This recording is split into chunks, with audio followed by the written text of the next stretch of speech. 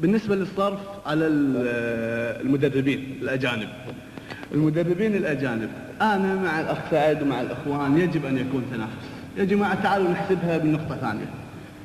إحنا الحين لما نبني المنشأة في دول مجلس التعاون، المنشأة هي مظهر حضاري ويستقل في نفس الوقت للمجتمع المحلي في أي دولة كانت.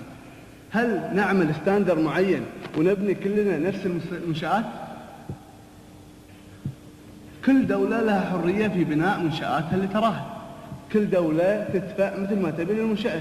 يعني نقول كذا والخليج، احنا ما نتكلم نقول يا جماعة حطوا المباني وحدة أو لكن وحدة تعمل فيها، ما لها دخل هذا شرق وهذا غرب. أنا أتكلم يا جماعة موضوع المدربين، ايش دخل المدربين في المباني؟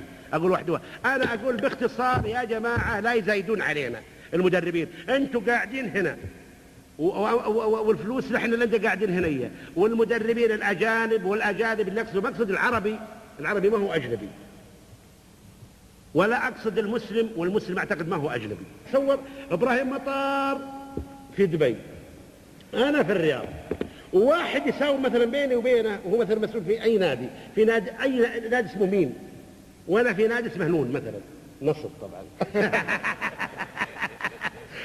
وهذا في البرازيل في ريو يساوب علينا أبغى $2000 ب3 و4، ورايح ضحية ابن دبي وابن الرياض، وإحنا كلنا أبناء واحد، إخوان أحبة أصدقاء زملاء، ويساوم علينا. هذا اللي أقصده. ما له دخل في المباني يا جماعة، ما له دخل.